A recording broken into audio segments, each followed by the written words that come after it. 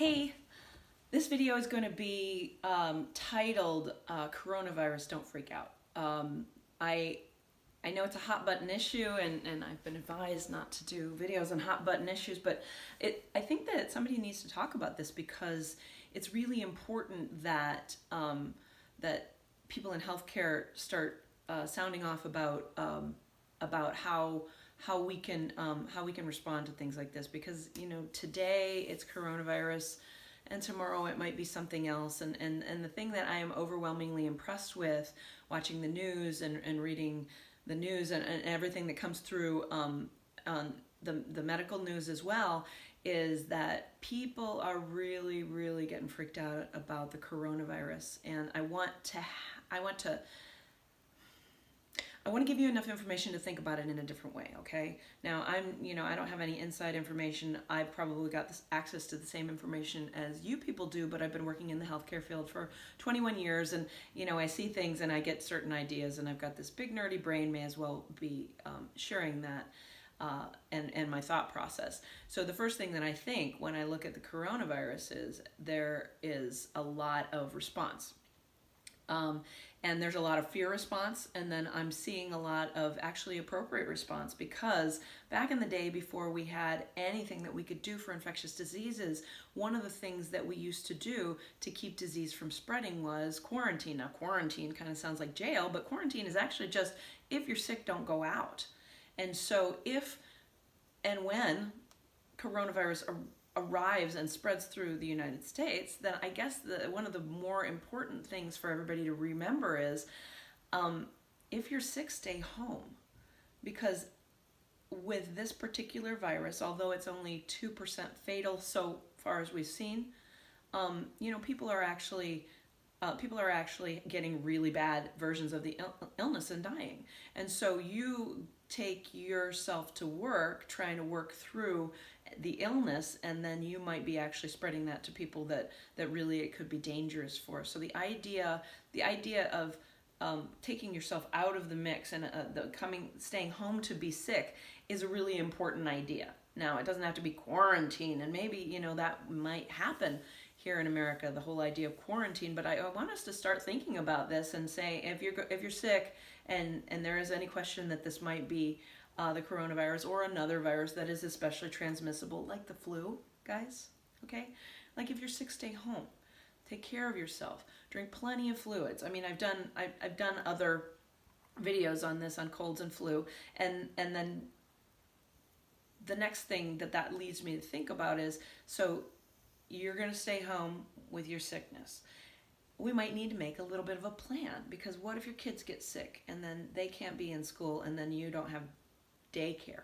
What if your husband is sick? What if each family needs to make a little bit of a plan. So this is the little bit of money that I have set aside if I can't work, because I have to take care of sick people at home. Because if this becomes a pandemic in America, then there will be sick people all over the place, and there might be quarantines, and there might be times when you're not able to go out of the house. So, from that standpoint, make sure that there's enough water, make sure you get some food in the freezer. I'm from the Midwest, we used to make chili and we used to make soup and everything, and just freeze it. And then you pull it out of the freezer and you have food, so you don't have to go out and get it. So prepare a little bit. Right now is a great time to prepare, because there's nothing happening except for all of this really kind of fear-mongering that's happening in the media. And if this actually becomes a thing, then you're going to be happy that you had a few gallons of extra water in the closet, and you're going to be happy that you have some food in the fridge and maybe some canned food in the pantry, okay? It's not my intention to be talking about those types of things, but it makes sense to think about it. Think about it now, because instead of feeling fearful, having an action plan it's anti-fear. So there's one thing to just dwell in fear and be super fearful, but then the next option is to do something to try and make yourself feel more powerful, and then you're feeling more powerful, and then you're feeling more hopeful, and then you got a plan, and you're not just paralyzed by fear. Okay, so what can we do? If this virus does spread and everybody is getting it, then I want to get it as quick as I can. Now, that doesn't mean that you should. I'm a healthcare worker. I've got to take care of people. So I I was telling my friend the other day, I wish on you a very mild case of coronavirus. And so I wish on me a really mild case of coronavirus too, because if I could just have the cold-like symptoms and not have the deep respiratory, stuff that can be life-threatening, then that would provide me with automatic immunity to the coronavirus. I can then go out and take care of everybody, take care of my family, take care of the people in the clinic. And so the idea of catching the virus, everybody's like, oh, I don't want to catch the virus. I'm going to wear a mask. I'm going to do all these things. Okay, guess what? Most of those masks are really going to only prevent people from spreading it a lot. But sometimes these viruses are present in the system and you're not having symptoms yet. So, the whole idea of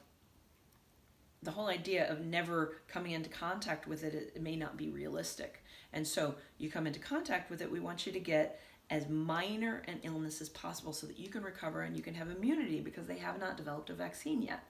Okay, so my plan is to keep my immune system really, really strong. And that has always been an interest of mine and a concern of mine all through my training, all through my schooling. And how do I talk to patients about keeping your immune system really strong? So I guess this becomes a talk about how to keep a strong immune system so that you don't get sick. And this is widely applied. This applies to the colds.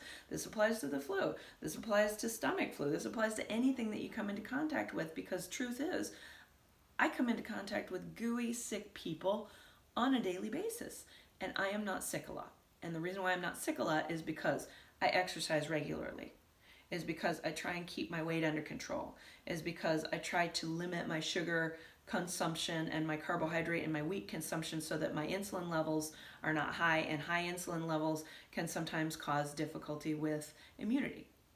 Okay? Now, that opens up a whole nother can of worms that I can't talk about right now, but basically what I'm going to say is cut back on your sugar. Don't drink soda. Don't drink don't drink sweet tea. Don't drink those sweet things, because those sweet things, although it satisfies some part of your brain, it's really not doing much good for your immunity. It's not doing much good to beef up your immune system. Eat nutritious foods. Eat foods that your mom or your grandma would want you to eat, like stews and soups and, bone broth, like chicken soup. The reason why everybody gives people chicken soup when they're sick is because it's actually bone broth and there's so much nutrition in there. Our diets have become so devitalized in nutrition that it doesn't surprise me that people get sick over and over again.